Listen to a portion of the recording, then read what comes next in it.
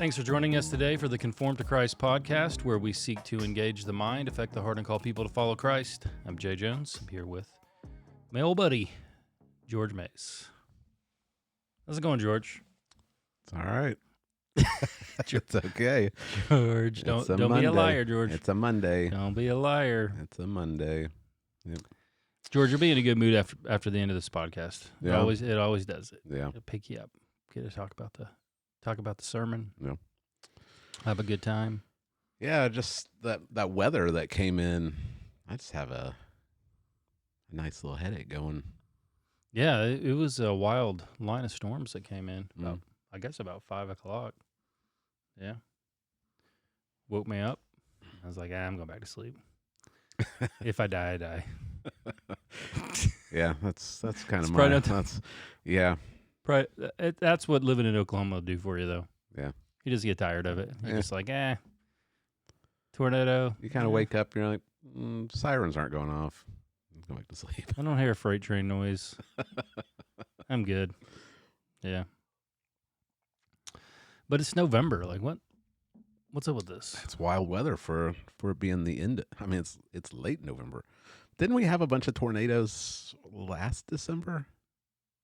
I don't know. There were some storms last December. I can't remember. I can't remember.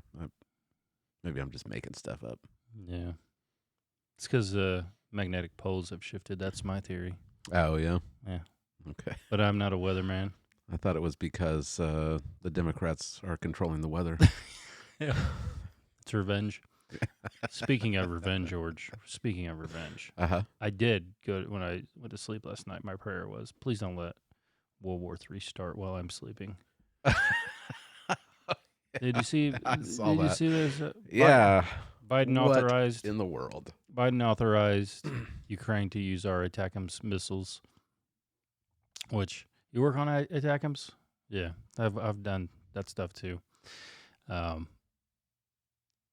It's insane. It's a long range missiles delivery system, and Putin had said in September, if you use one of these in Russia, we'll consider it an act of war from the United States, and we'll be at war with the U.S.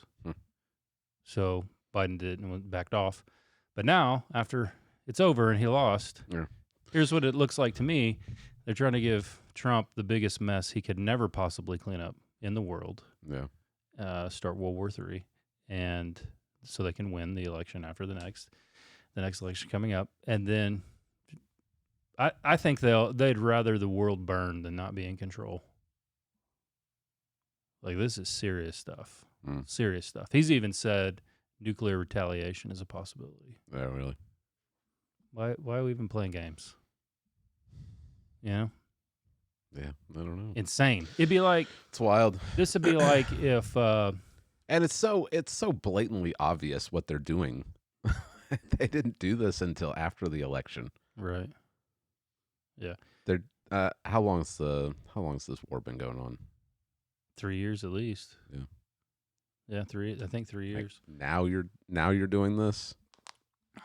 Imagine if Russia sent long-range missiles to Mexico, and then they shot it into San Antonio Right. or Dallas. Mm-hmm. What do you think we would do? This is crazy. This is crazy stuff.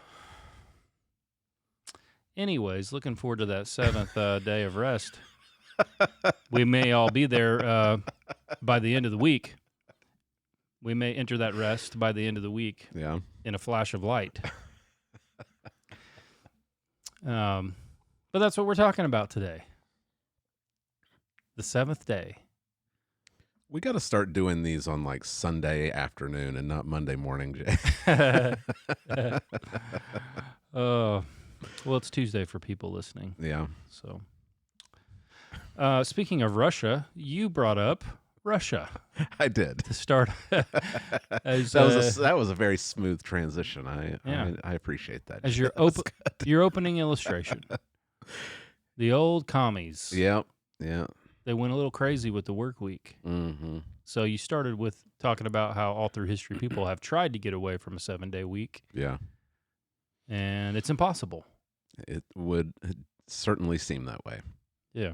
Yeah, the USSR They tried to do a 5-day week, getting rid of Saturday and Sunday. Why would you get rid of Saturday and Sunday? Well, Saturday's when the Jews worship, and Sunday's when the Christians worship. Let's get rid of those. Right, because the USSR was an atheist. Yeah. And also the idea was that at any given moment in time, 80% of the Soviet workforce was producing. And so the workers were given that all the days were there were colors assigned to the days, and each worker was given a color, and that was their rest day. And it was random. Like, they didn't take into account, like, you might want to see your family. Yeah. So you could never see your family if your rest days were, apart. But what happened was the social factor caused a lot of chaos, and also with machines running just continuously, the factories were never able to make repairs, and so production actually went down. Surprise, surprise! Communism and all their ideas always seem to backfire. Yeah. So then they went to a 6-day week, and everyone got a universal day off. It was not a religious day. It was just a day for, like, the factory owners to repair machines and workers to have a day off with their family. But they soon discovered that the farmers were still working on the 7-day week. And so you'd have the urban workers. They were on a 6-day week, and the farmers were on a 7-day week. And so you basically had two different groups of people on different calendars. So finally in 1940, they gave in. They gave in and went back to the 7-day, which I didn't see it. This is just a hypothesis that maybe World War II had something to do with that also. Yeah. I mean, if you're on a 6-day week and everyone else is on a 7-day week, I would imagine that it would cause a little bit of confusion. Yeah. So through history, people have kind of done this before. What about now? Is anyone in the world trying to go off a different week that you could find? I didn't see anything. Actually, I think there might be. I can't remember what I saw. There's been, I mean, we're talking about not just the Soviets, but during the French Revolution, the French Revolutionary Government, they went to a 10-day week, called a decade. Yeah. And they also were doing wild stuff with time itself. Like, they went to 10-hour days. The hours were 100 minutes long. The minutes were 100 seconds long. Like, it was weird. But like the Romans, they had an 8-day week for a while. The Egyptians, the Babylonians, like they all had different. The Mayans had an 18-day week. Can you even imagine an 18-day week, Jay? It's bizarre. I think there might still be some.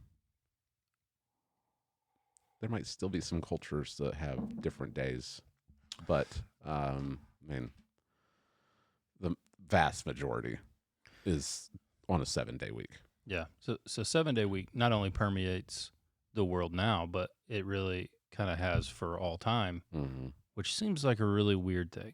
And we never stop to ask the question. We never stop and ask, why are there 7 days in a week?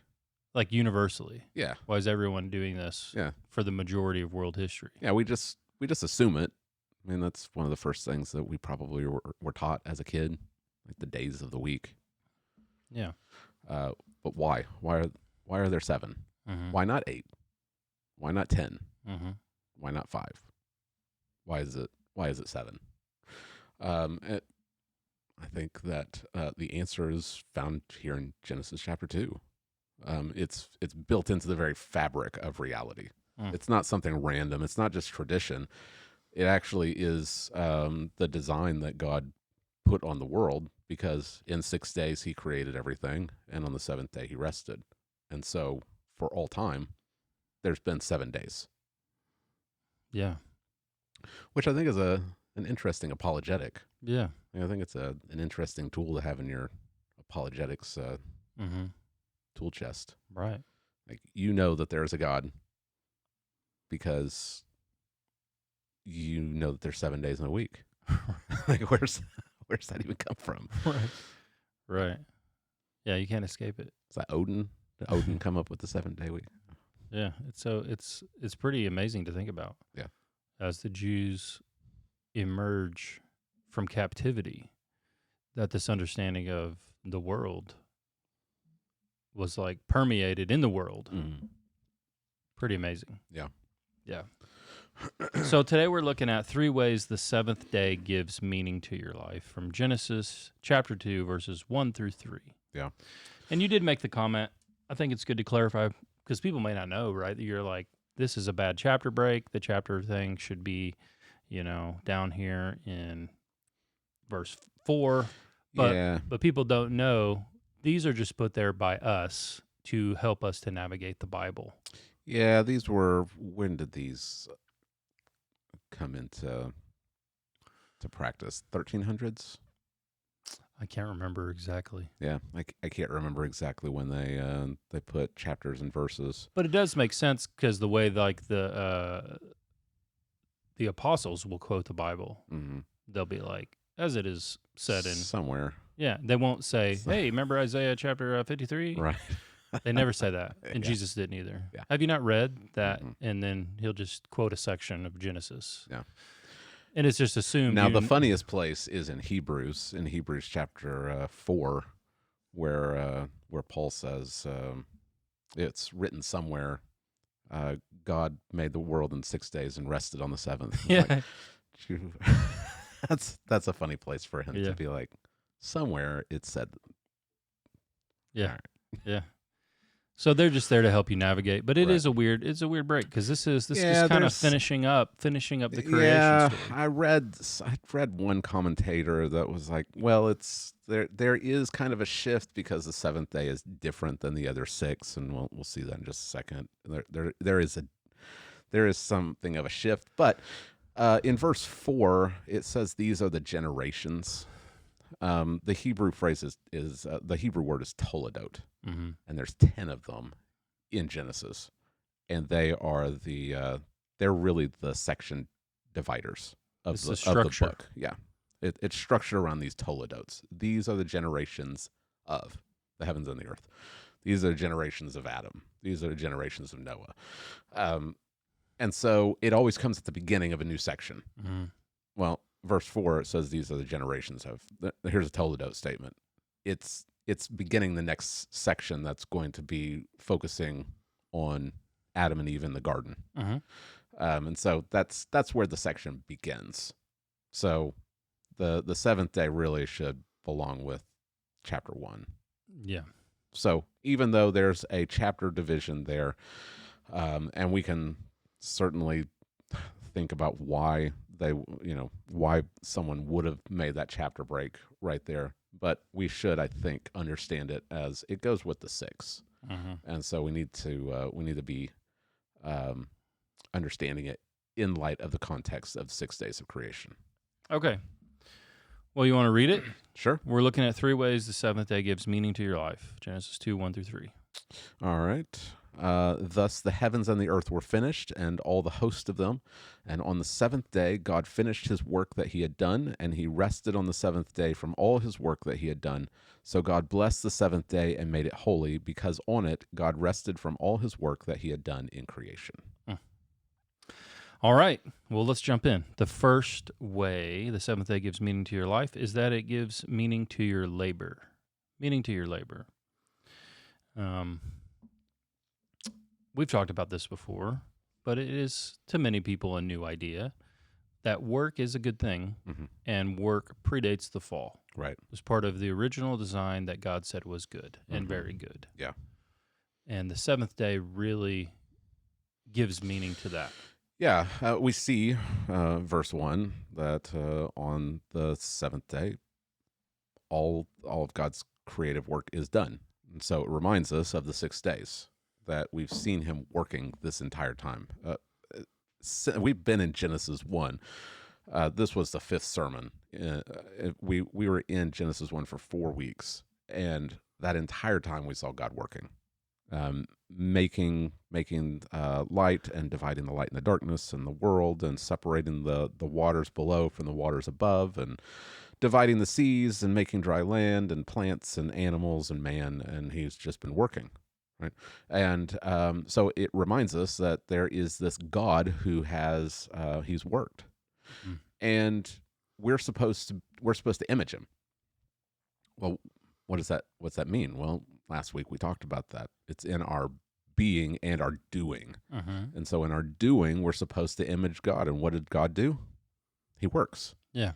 What are we supposed to do? We're supposed to work. And so we see in chapter 1 that in verses 26 and 28 that mankind is supposed to subdue the earth. He's supposed to take dominion. Well, that certainly would have been work. Right? Adam is supposed to work and keep the garden. He's supposed to name the animals. I don't even know how long that would have taken. Right? That's work. When God makes Eve, she's supposed to be a helper for Adam. A helper to do what? To work, right? In the job that they have of taking dominion of the world. It's not until after the fall, in chapter 3, that work is cursed to be filled with toil. He's going to toil, and he's going to get his bread by the sweat of his brow. Right. And so now, if you've ever tried planting something, you know exactly what this looks like. Like you plant. Phineas has tried to do this. He's tried to make a little garden. And I asked him in community group yesterday. I was like, Phineas, what happens when you try to plant something? And he just sighed. Because you plant something and it's like everything grows except what you planted. Like, where did these weeds come from? It's filled with toil. And so you plant, but it doesn't grow. When you harvest, there's not enough. You store it and it spoils.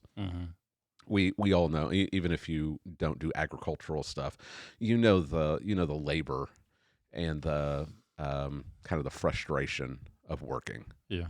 I'm sure you knew that when you were doing plumbing. I think even as pastors, we experience some of the toil of laboring. Like you preach, you study, you work, you preach, and it's like, did this do anything? Right. Yeah. Is there even a purpose to this? But that's all after the fall. So despite the futility, the toil, the labor of post fall work, we still see work prior to the fall, and it's good. And Adam and Eve were meant to image God in the way that they worked, and we're supposed to image God in the way we work also.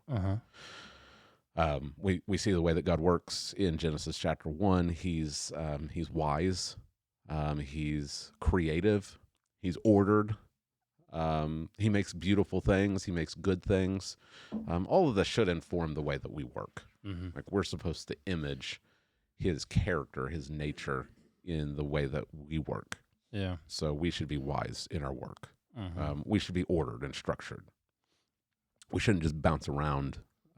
Like each day of creation sets the stage for the next day of creation. Like God makes this, and now it makes sense that he makes this, right? There's a logical order. It should be the same when we're working. You should, here's step 1, here's step 2, here's step 3. Like you shouldn't just be scattered. We should make beautiful things, creative. Like we should be creative in our work. Yeah. We should be good workers. Not lazy, not careless, not grumbling and complaining, but imaging God in the way that we work. Yeah. Francis Schaeffer in the book, The God Who Is There, which I think is, if you want to understand like our culture and where we're at, that's a must-read book. Like you've got to read it, because he talks about things in there like the things we make as a reflection of what we believe. And so he'll trace, architecture and art and things like that, and show how, there was a time when the Western mind was dominated by lofty ideas about God and belief in God, and inspired them to work hard and to make things that took a lot of time, but were really uplifting. The architecture was like very uplifting to even to the human spirit to even look at it. And now today, I mean, you go downtown somewhere and look at the modern buildings, and they're just awful. Just look at churches. Yeah. I mean, look at the way that churches used to be built and how they're built now. Like, not really built with. It's more utilitarian. Than beauty. And like Brooke went to an art museum, and she was like, it was garbage. Yeah. She's like, you'd walk by and look at something, and it's just like disturbing because it's not a thing. Yeah. It's just like a blob of nothingness. I remember going to the Modern Art Museum in Fort Worth, and one of the pieces was just 2 big concrete blocks. This is art, right? This is really weird, right? Yeah, there is definitely a move away from the good and the true and the beautiful, right? And it coincides with society's move away from God. Even the idea of God, like if there's a God who created everything, and he created in this ordered fashion, and he created with creativity and with beauty, then we should do that also. But if you move away from that and you say, well, we're just random molecules, we're cosmic accidents, well, you can look at the art that's being made, and it's just random. Like there's chaos on the tapestry. Right. There is a correlation there. Yeah. But as Christians, our work should represent God. And I mean, I think we can be honest and say not every job is going to be like world changing, but that doesn't mean that your work isn't important. Right. Or the way that you approach your work isn't important. I mean, just looking out in our congregation, we have a lot of different employments that are represented, and not just employment for pay. I mean, we've got, like, I tried to highlight kids. Like, kids, you're supposed to work too. Your job is to be good children, like obey your mom and dad. Students are supposed to be good students. That's your job. I mean, if you're going to school full time, that is your job. Right. Be a good student. We've got a lot of stay-at-home moms, a lot of homeschooling parents. Like, we've got a lot of people that, I mean, we're supposed to be employed. We're supposed to be filling up our days with some kind of labor. And we should do it to the glory of God. We should do it in a way that honors and reflects the goodness and the creativity and the beauty and the truthfulness of God. Yeah. And so the seventh day, it reminds us of that. It reminds us that God spent 6 days making the heavens and the earth, and he finished them. And we're part of that creative work. We're made in the image of God. We ought to be reflecting him. We should strive to be good workers. Christians should be the best workers. Yeah, that's right. Like they shouldn't be the ones that the boss is always like telling to get up because like they're lazy. The best workers, the best bosses. Right. Like it's a real, if you're a boss and you have employees and you're a bad boss and it's known that you're a Christian, right, that is a terrible testimony. Right. That's a terrible testimony. Yeah. Yeah. Best bosses, most fair, most, I mean, it doesn't mean that you don't demand things from your employees. You should try to get the very best out of everybody. Right. But hardly anyone wants that anymore. They just, want to get by. Yeah, if you're the military best soldier, which creates a strange dynamic, for the Christian soldier. That means your job is not a pretty job. Yeah. But you got to be good at it. Like, who do you want to be with you going into combat? Right. A guy who thinks his work is meaningless, or a guy who wants to be the very best at everything he can be? That's the guy you want. Well, I think also there's, as a Christian soldier, I'd rather have Christians in the military than an atheist, Mm-hmm. because a Christian is going to have that tension. Mm-hmm. Like, he knows the people I'm in combat against are made in the image of God, Mm-hmm. and like their life is important, and so it's not like a careless, like, we live in a fallen world.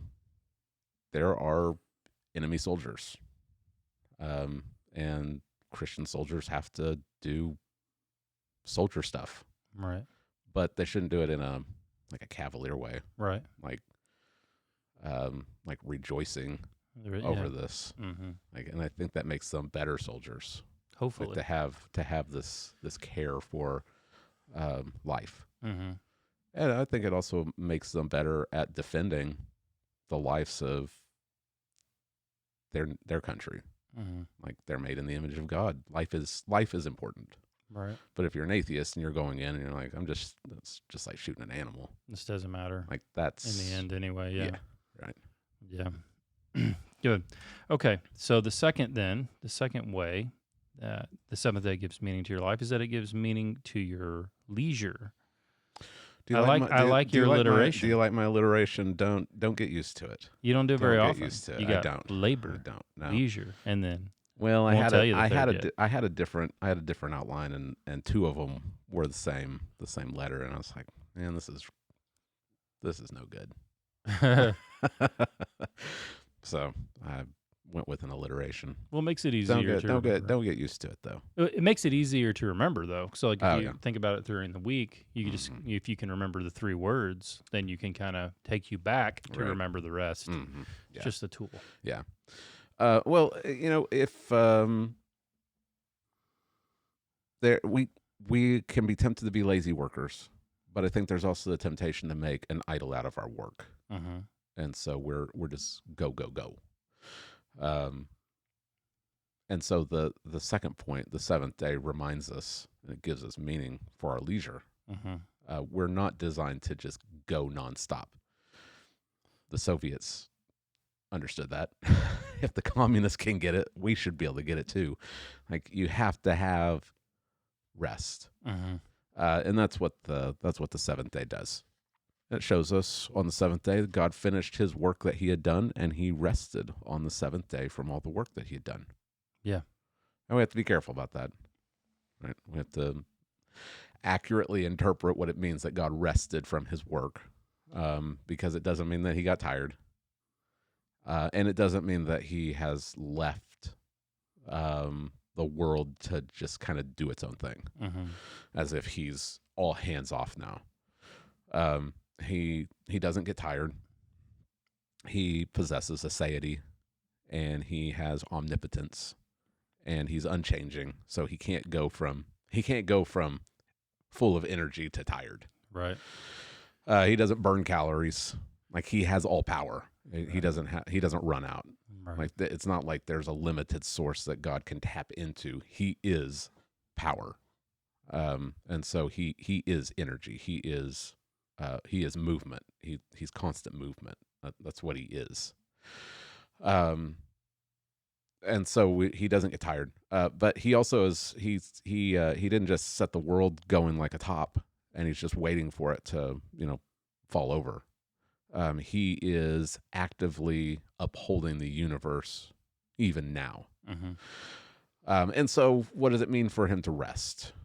Well, the word that He rested, it's where we get the word Sabbath. It can be translated as He ceased. So He finished His work and He stopped. That's pretty simple. Yeah. Like, He didn't keep making stuff. Like, there was a point where He stopped making new stuff, Mm-hmm. and that's what it means. It's complete. He stopped his creative work, Mm-hmm. which, I don't know. Maybe I shouldn't have chased that rabbit yesterday in the sermon, but I was just thinking about evolution, and like theistic evolution, and I think that this verse may have it might cause maybe even an insurmountable problem with macroevolution. Mm-hmm. Microevolution, where there's little changes within a species, has been observed. But macroevolution, where one species, through minute genetic changes, becomes a new species. I don't know how you can square it with verse 2, because at some point God stops. He stops creating new things. I don't know. What do you think? Is that something that would cause a problem for like a Christian who held to evolution? I'm trying to macroevolution. I'm trying to think how maybe they would think of it. I was trying to think, like, what would they? Like, you'd have to say something like, well, it just means that he made everything that goes into evolution, Right. but it doesn't mean that he stopped making new stuff, I guess. I guess, yeah. I don't know. I was just trying to work through it. But I just thought, well, like, if macroevolution is still going on, which, as far as I know, all evolutionists say that evolution will just go on forever. Then what does that mean that God stopped? I don't know. Right. Yeah. As I've been going through this, it's caused me to think about Darwinian evolution and even theistic evolution, and it just kind of, when I'm reading it, I'm like, oh, what about this verse? Well, there are things you got to think about because you're trying to be a pastor and not just a preacher, and those are questions that people in our day and age have. Mm-hmm. So they're questions that people are going to be exposed to, and so I think it's right for you to think about them and raise them and bring them up. Yeah. And kind of work through them. Yeah. I've just kept coming back to, what does the text actually say? Mm-hmm. What does it say? It says that on the seventh day God finished his work and he rested. He ceased. Mm-hmm. Like, all the heavens and the earth were finished. All the host of them. Everything was made. And I recognize I've got presuppositions. But it still raises questions for me of the legitimacy of any form of macroevolution. Especially with theistic evolution, because theistic evolution would say that God is guiding the evolutionary process. I don't know how that fits with verse 2, where he ceased his creative work. Right, because that's what ceased is the creative work. It's the creative work that ceased. His works of providence continue. Mm-hmm. Like, he's guiding the universe. He's guiding people's lives. He's guiding everything. Mm-hmm. As you said, he upholds the universe by the word of his power. That Christ is upholding the universe even now. Mm-hmm. The Bible is clear on these things. So God's works in providence continue and will continue as he guides history toward its end. But like the first 4 days of creation would be in the past, mm-hmm. but in an evolutionary scheme, day 5 and 6 would just keep going. Right. Which that's not what the text says. The text says that there was a 7th day and God finished his work.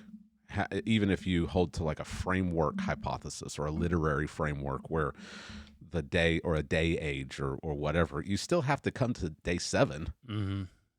Like, what does that mean? Right. What does that mean? So really the challenge is for people who have different views is to wrestle with the text. Like, what does the text actually say? Not what do you want it to say or what could it say or how science could make sense of it, but what does the text actually say? Mm-hmm. And it seems at least to me a problem for evolution. Right. Yeah. So it doesn't mean that God got tired. It doesn't mean it doesn't have anything to do. But it does mean that he did stop. Right. It just means he stopped working. Mm-hmm. And then, so how do we creative work? His creative work, which he doesn't need to. So it's got to mean there's got to be something to this, mm-hmm. behind this that is applicable to us. Right. So how do we then pick up on the theme of the Sabbath and God's ceasing? Mm-hmm. to enjoy his creation. And 'Cause that's what it is. Like he saw everything that he'd made, and behold, it was very good. That's what verse 31 says in chapter 1. And that's what he does. Like it's done, and it's all very good, and everything's exactly where he wants it to be. Everything's ordered and structured exactly as he's willed it to be. There is no more creative work to be done. The job is done, and he's satisfied in it. There's no more chaos. There's no disease or death or ruin. It all is a very good world. And so he looks on it, and he's happy. Like he rejoices in his work. He's not disappointed in it. And so that's why he stops. There's nothing else that could make it any better. Right. But it also gives us a pattern. Like we're supposed to image God. So he stops because he's done, but he also stops, and it's recorded for us that he stops because it reminds us that we have to stop too.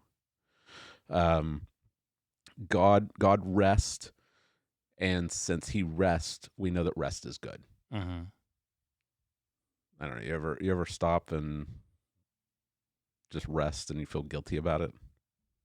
I used to kind of feel that way when I was younger. Yeah. Because I think I was maybe prone to maybe a work like idolatry. But as I got older, then now I'm able, I think, to enjoy. Yeah. Just rest. Right. So I don't know. I think maybe that's depending on the type of personality you have, where this could be a problem or not. Yeah. I mean, I think it was Jared Wilson. I think he got a lot of pushback when he tweeted this. I don't know if you remember this tweet. This was a long time ago. He said that as a pastor, sometimes his job is to stare out the window. All right. And his point was, like the job of a pastor sometimes as he's studying is to just sit and contemplate like the text. Yes. Yeah. But yeah, that is work. It is work. Right. Yeah, he got some pushback, like, "Oh, the church is paying you to stare out the window." Well, I mean, the job of they're different. We're not in an agricultural society anymore. People have desk jobs. Right. Like, the pastor's job is kind of a desk job. Like you sit and read books. If you walked in on me, sometimes you'd be like, "Oh, he's just being lazy." Yeah, but, I would say. I've had super labor intensive jobs Yeah. before, Right. And it's a different type of labor because it is intellectual in our studies and preparation for sermon, and then it's emotional in that you don't just have to worry about you and your family's problems. Right. You're invested and involved in a lot of other people's problems. And just being involved in other people's problems is very taxing. Yes. Is very laborious and very taxing on you Yeah. emotionally and spiritually. And then you can't go home and not have anything left for your family. Right. So it is a different type of work, but it is still very much work. Yeah. I mean, even if I'm not, it's a slow day in the office. Like, Yeah. there's no problems. Just studying all day, I go home exhausted sometimes. Like, unless you have a job where you're sitting and reading or studying or looking and trying to like put pieces together, you might not understand what that's like.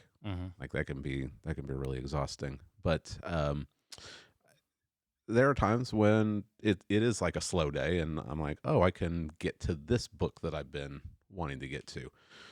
And sometimes there's like this nagging, like you should be doing something else. Right. Yeah. Yeah. Yeah. And so I'm sure that there's other people that feel the same way. Like they feel guilty if they sit down and aren't doing work.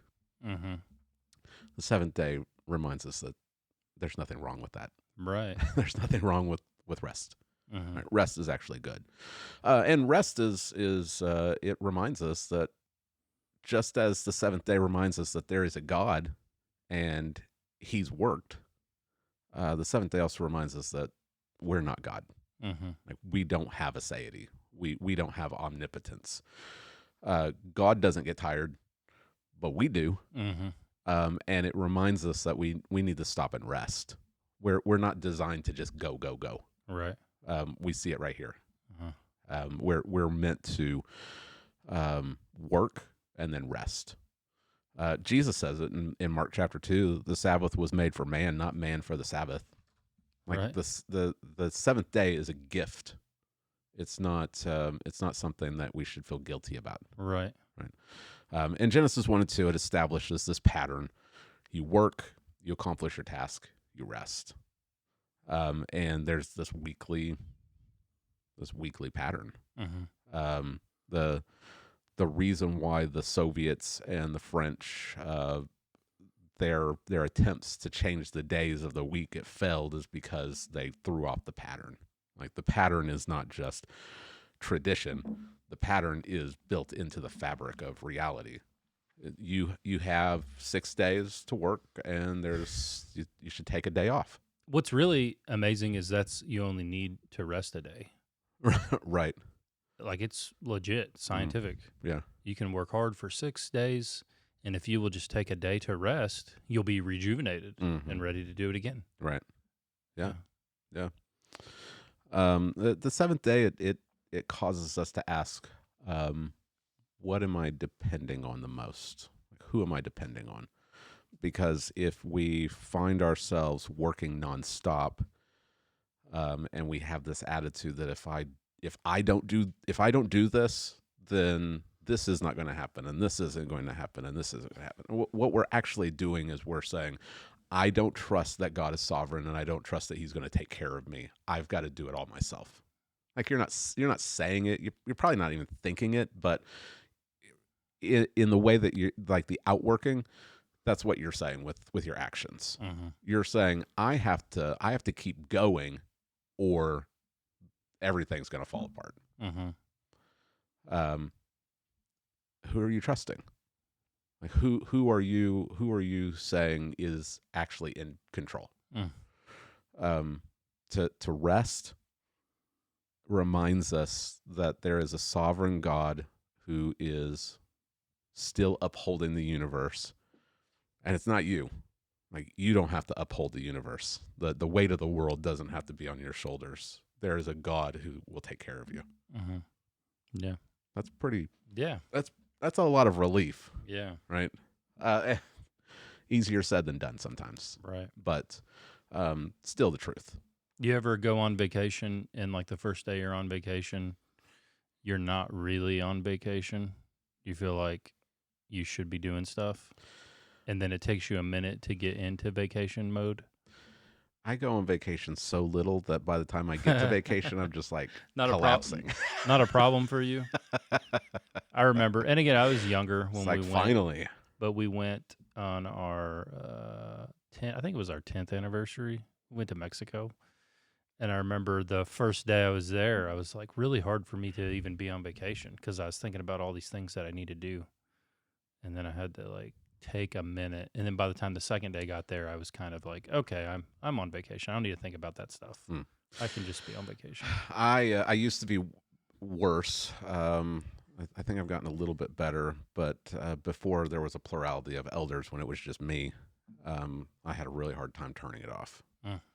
Because it's like, what is stuff going to get done? Like, taking a Sunday off was next to impossible, because who's going to preach? Who's going to play the music? And I was doing a bunch of stuff. Like, if I'm not doing it, who's going to do it? And then on top of there's problems in the church, and I was like, are they going to fire me while I'm gone? Now that we have a plurality of elders, and I know, like, I can miss a Sunday and everything's going to be just fine. It's because there's trustworthy men who can do this. So it's better, but I still struggle with that sometimes. I mean, you know how I have a hard time taking a day off. Yeah, I've told you before. I'm like, what are you doing? Yeah. Why don't you just go home and do nothing? Hang out with your family. Yeah. You can do that sometimes. Yeah. Well, Homeschoolers know. If you homeschool, you know why I can't go home sometimes.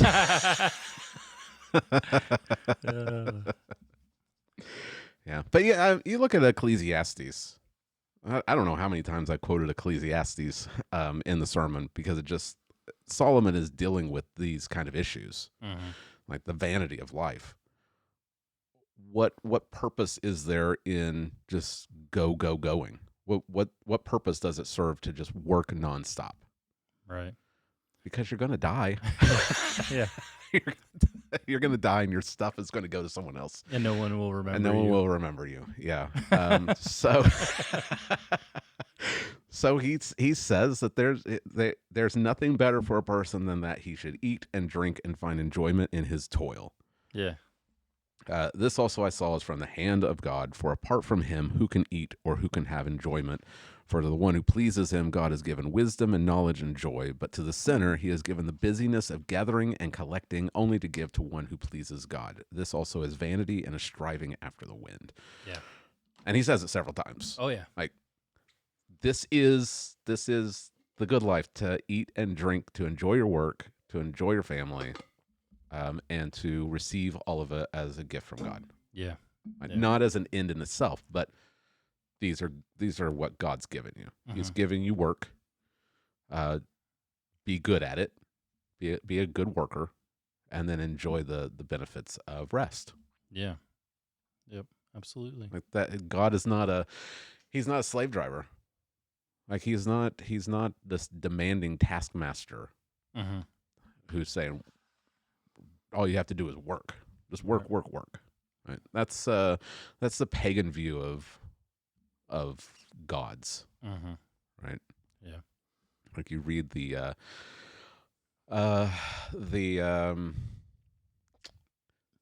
Babylonian creation myth, and mankind is created, and then they're immediately put to work for the gods.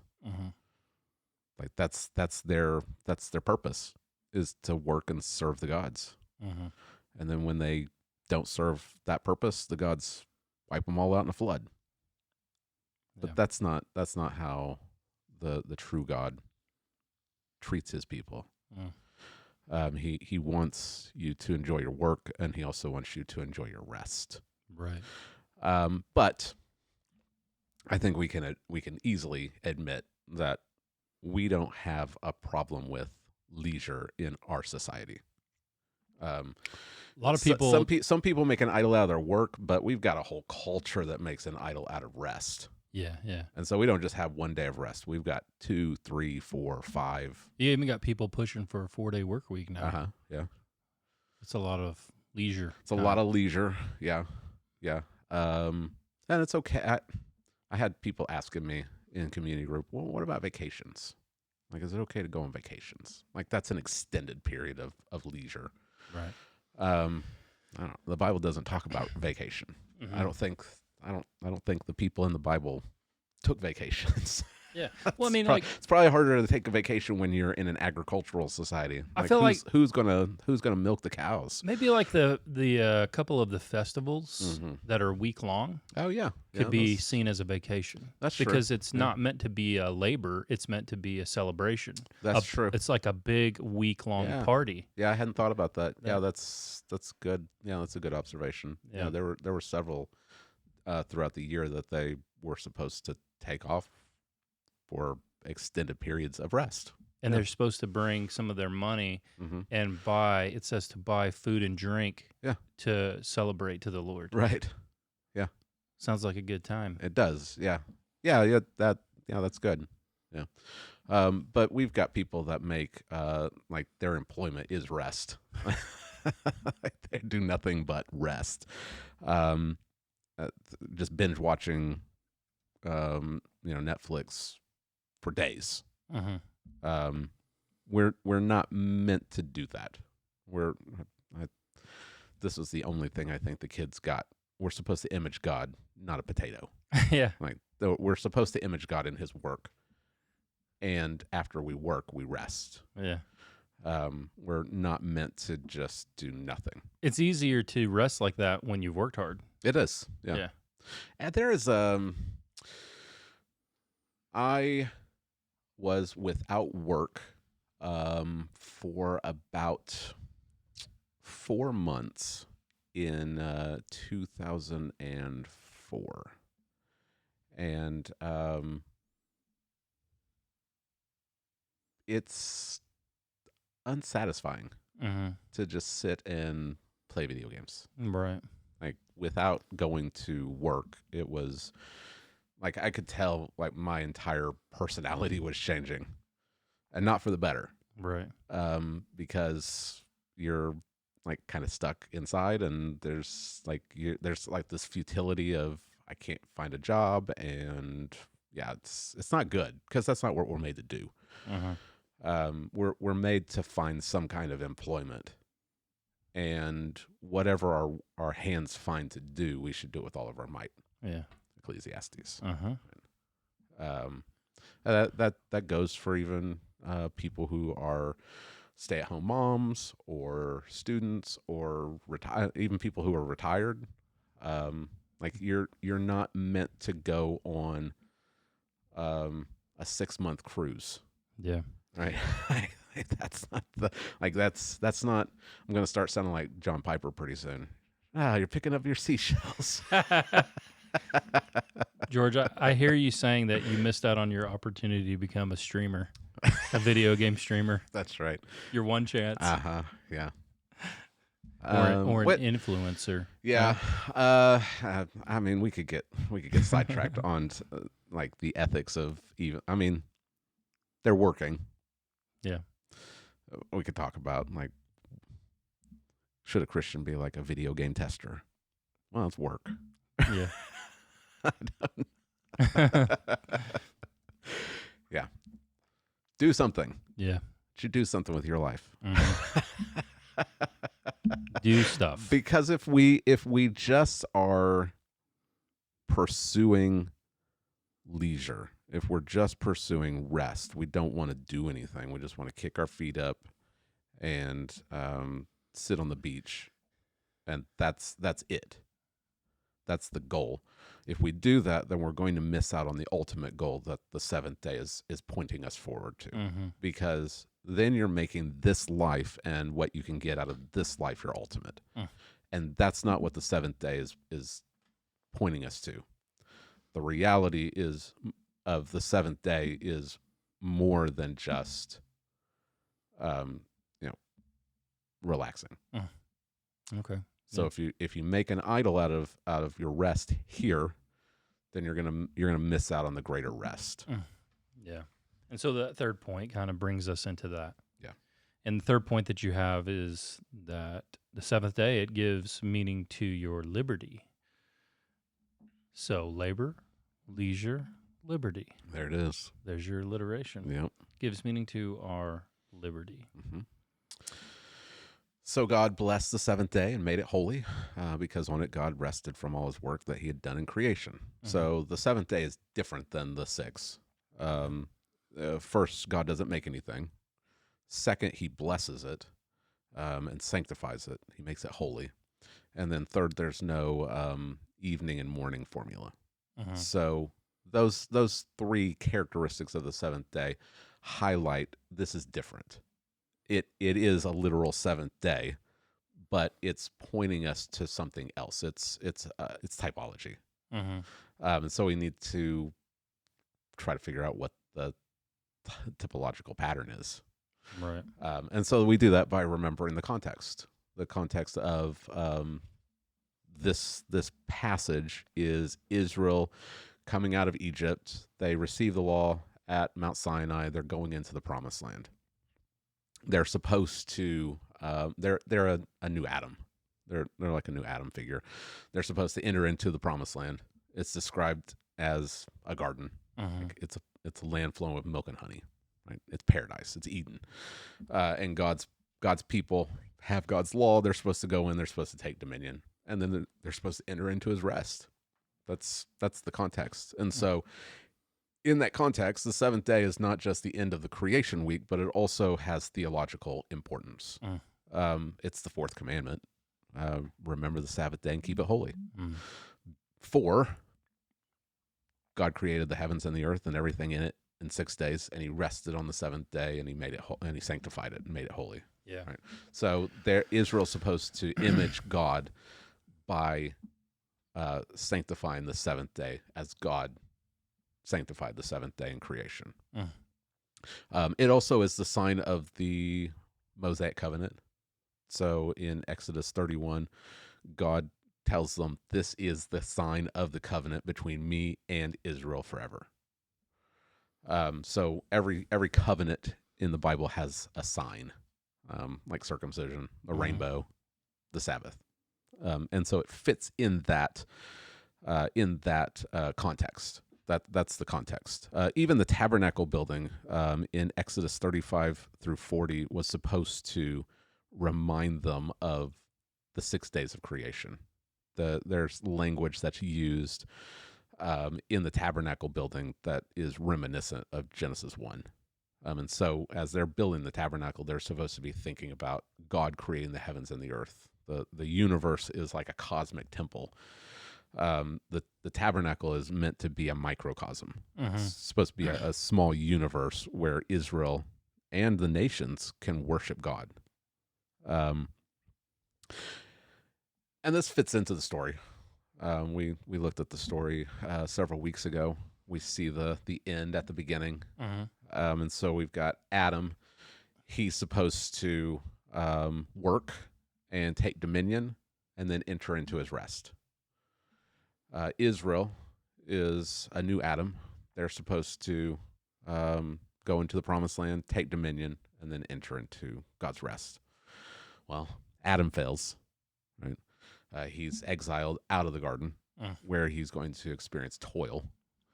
Israel fails, and they don't enter into God's rest. We even sang Psalm 95 on Sunday.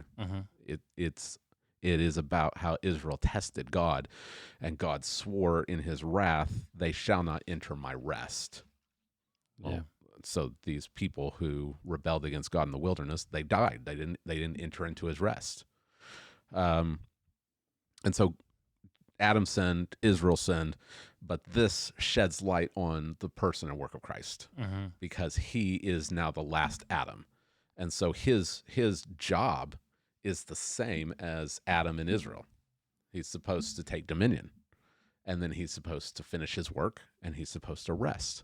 And that's why Jesus said in John chapter 5, my Father is always working, and I'm working also. Like he's imaging God. That's what he's talking about. He's imaging God. What an answer! Oh yeah, to that's right. You healed on the Sabbath.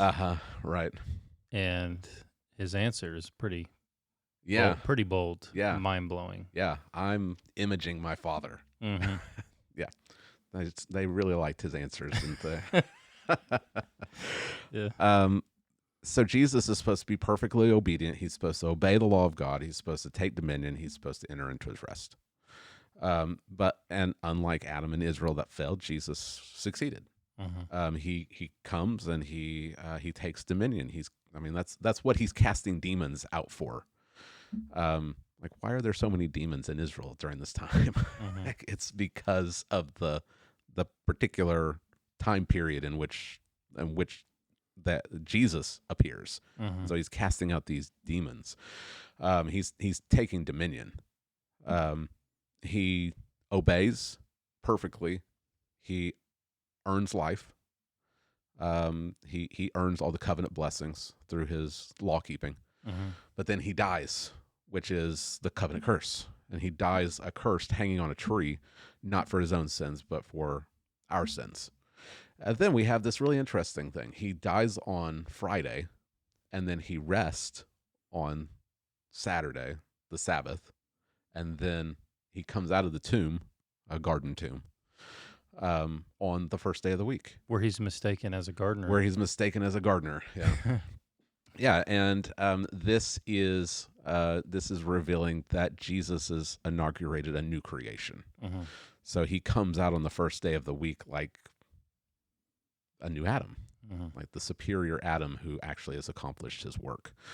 The early church, they often would call Sunday the eighth day. So they're picking up on the theology of Genesis 2, and they're saying, well, the seventh day is when God completed his work of creation. The eighth day is when God completed his work of redemption. So they viewed the first day of the week as a new day of a new creation. And in his ascension, he does something that none of the other priests do. He sits down. And the Hebrews makes a big deal out of this. He's done. He's completed his work. So as God rested on the seventh day, Jesus rested on the first day from all of his work. And now we are invited into that rest. Now we're invited into this new day, not the seventh day, but what the seventh day was pointing forward to, this eternal rest.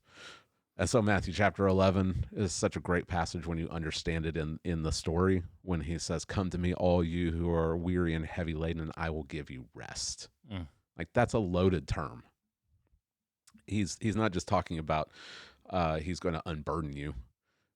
He's going to give you what the seventh day was always pointing to. He's going to bring you to the real Sabbath day. Which is open. It's open for anyone who would hear his voice and who would repent and come to him, and they'd be able to enter into his rest. And Hebrews 3 and 4 is all about that. Like the Israelites, they weren't able to enter into God's rest because of unbelief. Well, today, if you hear his voice, don't follow their example and fail to enter his rest. Hear his voice, repent, believe, obey, and there remains a Sabbath rest for the people of God. Because the one who ceases from his work enters into his rest. Right. So that's the big picture, kind of a small little biblical theology of the Sabbath. Starting at creation and stretching on into new creation. Right. Yeah. So the type is the Sabbath day. The antitype is Christ and the rest that he brings on the first day of the week. Yeah. Which is an eternal day. Right. Like, it's a rest that will have no end. Right. So there you go. Yeah. So then questions come up, and you kind of raised it and talked about it for a little bit. Is there such a thing as a Christian Sabbath? Right. That's the big dividing point, right? Right. I had a fellow commander in the Army, so up here, so we could talk candidly to each other about things like this without getting in trouble. And he was a very odd person because he would keep a Saturday Sabbath. Okay. Like a for real, legit, like don't turn on the lights. Oh, really?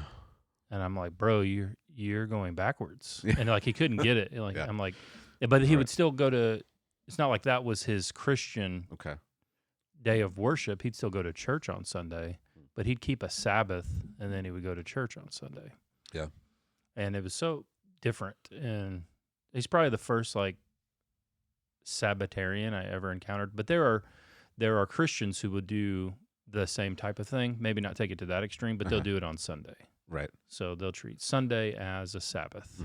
So no making food even. Like there are Christians who make all their food on Saturday. Right. And that way Sunday there's no work to do, and then they treat Sunday, other than going to church to worship God, they won't do anything the rest of the day, except for maybe like read the Bible, read theology books. Right. Things of that nature. That's the Westminster, the 1689. They those both kind of teach that. They'll say that that the Sabbath is a creation ordinance, which there's some merit to that, I think, just from Genesis 2.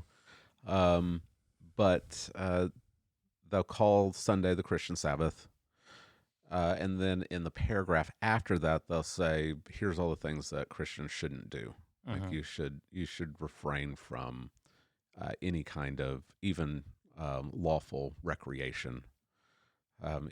the whole day should be taken up in worship, and rest and acts of mercy. Mm-hmm.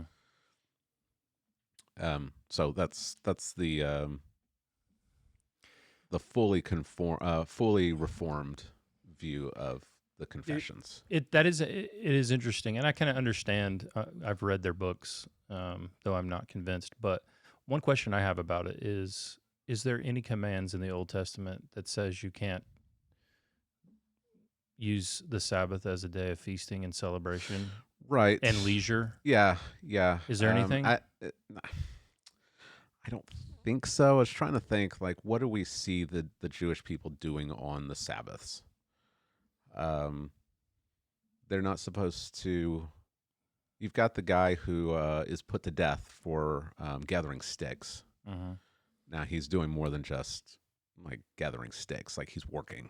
Like we don't know what he's doing. Is he gonna make a fire or like I don't know. They're not supposed to gather the manna on the Sabbath. Like on Friday, God would send a double portion, and it would stay. It would remain until the Sabbath. So they weren't supposed to do that. Nehemiah, we see that they're not supposed to have like a market. Mm-hmm. I'm trying to think of other stuff which would definitely be people working. Right. It seems more like employment. Like you're not supposed to be doing, profitable stuff. I don't know if that's the right way to say it. Mm-hmm. But they would. I think that the way that the Westminster and the 1689 talk about it is more, I think, than you would see even the Jews doing. Like no going to the beach and having a beach barbecue. And there's no uniform practice. Like I've talked to people that are Sabbatarians, and some will say, "No, we don't do anything," and then others will go out, go hiking, or they'll do stuff. Mm-hmm. So it's I don't even know if there's like a uniformed. This is what we can do, and this is what we can't do. Mm-hmm. And that's where I think the liberty comes from. That's why I went with that word for this point. Like it's liberty in Christ. He's the one that will give you ultimate liberty, ultimate rest. But there's also liberty in how you observe the day. And I've got a bunch of books on the Sabbath, and I don't know how you get away from some of these passages that talk about the days are not you're not bound to keep a certain day. So Colossians chapter 2, therefore let no one pass judgment on you in questions of food and drink or with regard to a festival or a new moon or a Sabbath. These are a shadow of the things to come, but the substance belongs to Christ. Mm-hmm. It seems that he's saying that you don't have to keep like a Sabbath. Well, in that context of when it was written, there would definitely be Christians probably still observing the shadows, and some of them would be like, I keep a Sabbath. And it seems like Paul is saying, well, that's fine. If you want to do that, it's not required, and don't impose that on other people. Right.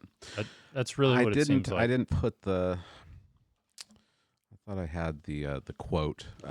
Kevin DeYoung has a book on the Ten Commandments. And here it is. And he's Westminster. Mm-hmm. He's confessional, but he said that even he has a problem seeing Colossians as anything other than the weekly Sabbath day. Because there's the argument that, well, he's not talking about the weekly Sabbath day. He's talking about like the festivals. Right. Like he's talking about all the special Sabbaths. He's not talking about the weekly Sabbath. And he says, I don't know how to make sense of these three items because Paul says festivals, new moons or Sabbaths, and he seems to be working his way Down. Like, here's these yearly festivals, here's these monthly new moons, and here's the weekly Sabbaths. That seems to be the pattern. Right. People argue against that, but Kevin DeYoung, he said, I don't know how to make sense of the three items if Sabbaths mean something other than the seventh day of the weekly Sabbath. Right. Now he still I think still sees Sunday as the Christian Sabbath. Like, there's significance. And I think there is significance to Sunday, but we'll get to that. But to see it as a Sabbath, I don't know how to make sense of Colossians either. Right. Or Romans chapter 14. Romans chapter 14, Paul writing to the Jews and the Gentiles. The Jews would have been still practicing Judaism, like Old Testament Judaic practices. The Gentiles wouldn't. He talks about food, like clean and unclean food, and he talks about days. Well, what days would be so important? Yeah, what days could cause division in a congregation? Right. I think it would be the same thing he says in Colossians: the festivals and the new moons and the Sabbaths. Right. The yearly festivals, the monthly new moon celebrations, and the weekly Sabbaths. And so I think that he says one person esteems one day as better than another, while another esteems all days alike. Everyone should be fully convinced in his own mind. I don't know how you understand that. And I've read arguments. I've heard people talk about it. I don't know how you get away from saying, I don't know how you can read that and be like, he's talking about all these other days. He's not talking about the weekly Sabbath. Right. I don't know how you can interpret it that way. Because he doesn't make any kind of distinction like that. He doesn't say, well, I'm not talking about the Sabbath. I don't know. Maybe I'm just not interpreting it correctly, but that seems to be the way that it should be interpreted. And in the Jerusalem Council, with the Gentiles are coming in, what's required for the Gentiles to do? The Sabbath isn't one of the things they say they need to do. Right. Nor do they say Sundays become their Sabbath, and they keep that, and that counts. Yeah. So there is a lot of, I think, evidence. Right. The early church was very adamant that they didn't keep the Sabbath. Very adamant. They would even label people who were keeping the Sabbath as Judaizers. Like, you're practicing Jewish superstition, is what they would say. Yeah.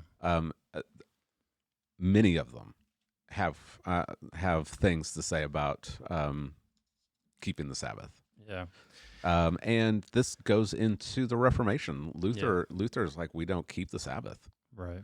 I have several things. Yeah, the Sabbath was a sign pointing to Jesus, who is our rest. That's Luther. He said something else. I can't remember what. He had a Calvin quote as well. And Calvin was he applied a lot of the principles of the Sabbath to Sunday. Luther didn't quite so much. Luther said the Sabbath was a sign pointing to Jesus, who is our rest. Since Jesus has come as our Savior and Lord, God no longer requires us to observe the Sabbath day and other holy days of the Old Testament. So there's Luther. Luther even has this funny quote. He said in his usual hyperbole. Yeah. He said, if anywhere the day is made holy for the mere day's sake, if anywhere anyone sets up its observance on a Jewish foundation, then I order you to work on it, to ride on it, to dance on it, to feast on it, to do anything that shall remove this encroachment on Christian liberty. Wow. So that's Luther's opinion on keeping the Sabbath. Yeah. Right. Calvin was a little. He still saw the Sabbath as being fulfilled in Christ. That Christ was he was the substance to which the Sabbath was pointing. He was maybe a little more strict than Luther was. But the early church doesn't talk about keeping the Sabbath. It talks about keeping the Lord's Day. Like they start celebrating the Lord's Day even in Acts, you don't see them meeting on the Sabbath. You see them meeting on the first day of the week, or the Lord's Day. Um, Paul goes in. I mean, Luke is writing about Paul's journeys, and Paul goes into the synagogues on the Sabbath. But when is he meeting with the church? He meets on the first day of the week. Mm-hmm. And the first day of the week in the Roman Empire wasn't a rest day. Right. It was a work day. Yeah. There's a reason why the churches had to meet early in the morning, right, before the sun came up, and it wasn't just persecution; it's because it was before work. Yeah. Eutychus falls asleep and falls out the window. He's probably been working all day. The First Corinthians chapter 11, talking about the Lord's Supper. The rich people, they eat up all the Lord's Supper, and then the poor people show up later, and all the food's gone. Well, right. Why didn't the poor people just come to church on time? Right. It's because they're working. They have to work all day, and they can't come to the Lord's Supper until after work. Yeah. And the rich people, they can just take the whole day off. Mm-hmm. Right? So it just doesn't seem like the early church is keeping the Sabbath. Mm-hmm. John Chrysostom has a really interesting quote about the Sabbath. And John Chrysostom, he's 5th century? I think he's in the 400s, early 400s maybe, late 300s, early 400s. He said the rite of circumcision was venerable to the Jews' account, for as much as the law itself gave way thereto, and the Sabbath was less esteemed than circumcision. For that circumcision might be performed, the Sabbath was broken, but that the Sabbath might be kept, circumcision was never broken. And mark, I pray, the dispensation of God. This is found to be even more solemn than the Sabbath, as not being omitted at certain times. When then it is done away, much more is the Sabbath. There's a lot going on there. But what he's saying is the Jews held circumcision to be even more important than the Sabbath, because they would break the Sabbath to circumcise their son. But they would never break circumcision to keep the Sabbath. Right. So if circumcision has been done away with, how much more of the Sabbath? Right? He's arguing from the greater to the lesser. Right.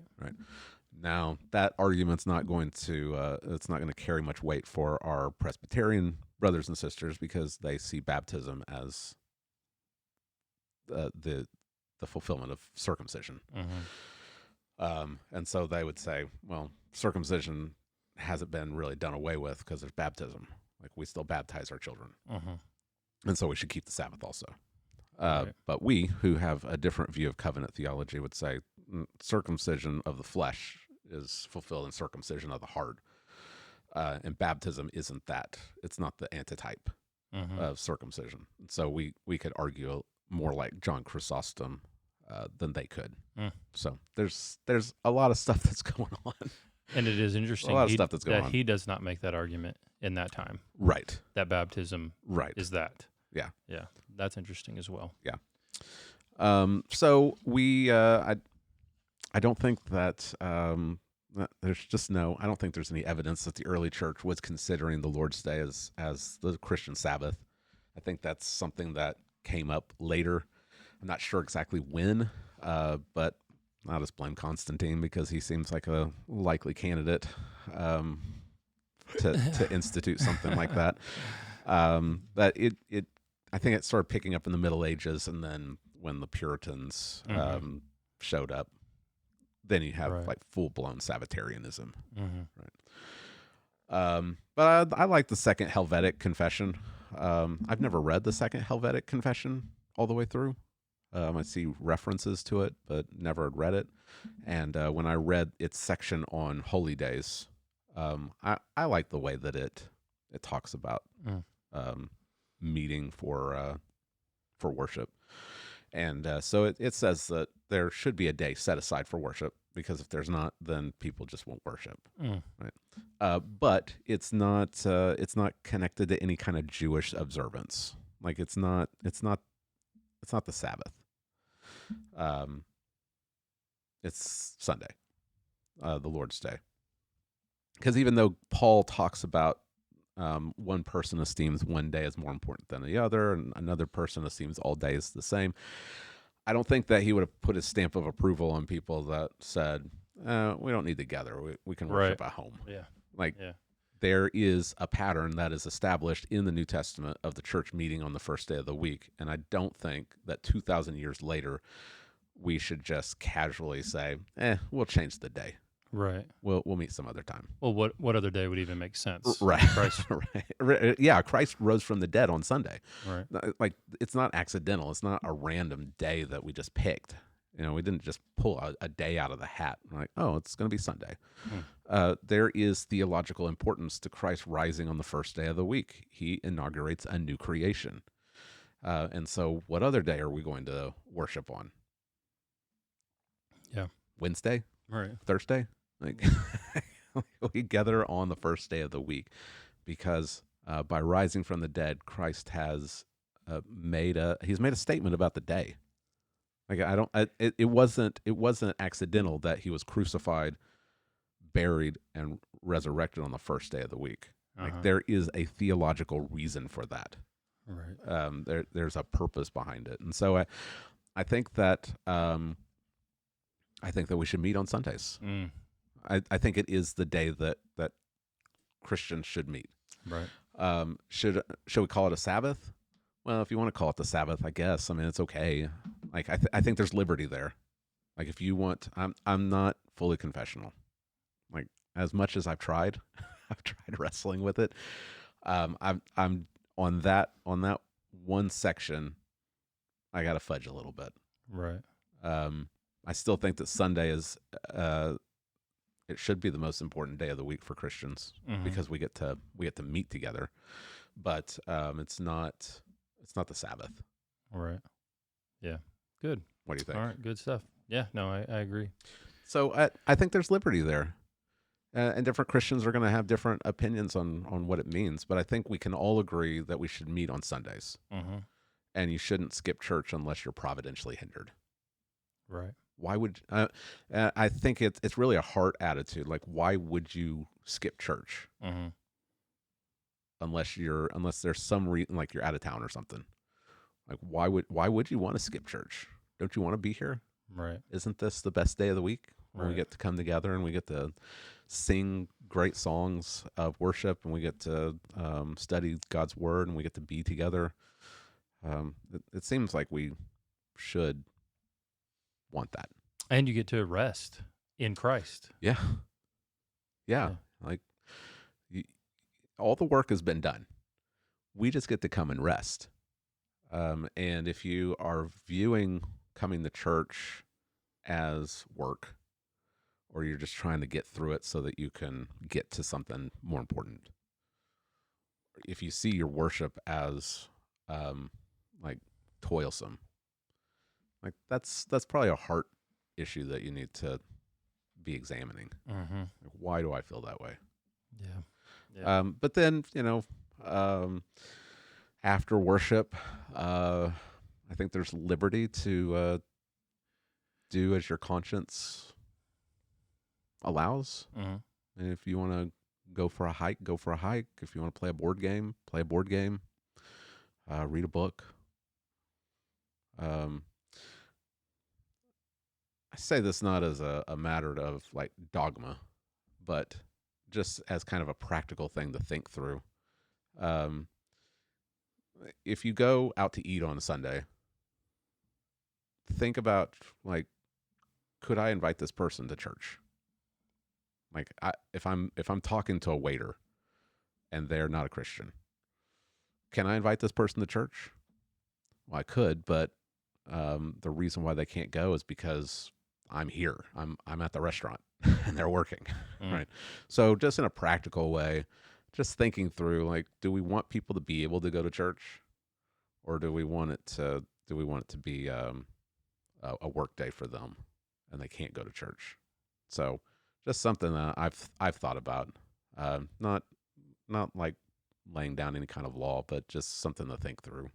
Like, if you're going out to like a movie on Sunday, well, that's a job that someone has to be at so that people like us can go.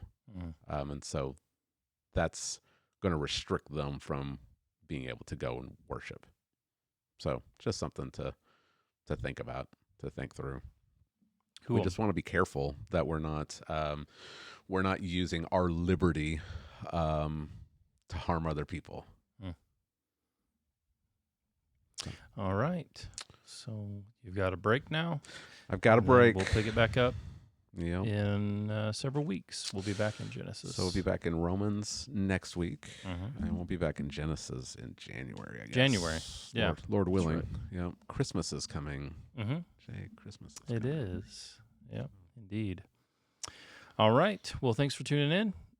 Hope this has been a blessing to you as we looked at the seventh day and some of the practical applications that kind of flow out of that as we see Christ as our ultimate rest. Come back next week. We'll be back in Romans, finishing up chapter 3, the last little section of Romans chapter 3. Hope you'll join us then. Please give us a like, subscribe, and a share, and we'll see you next time. Until then, have a great week. Bye-bye.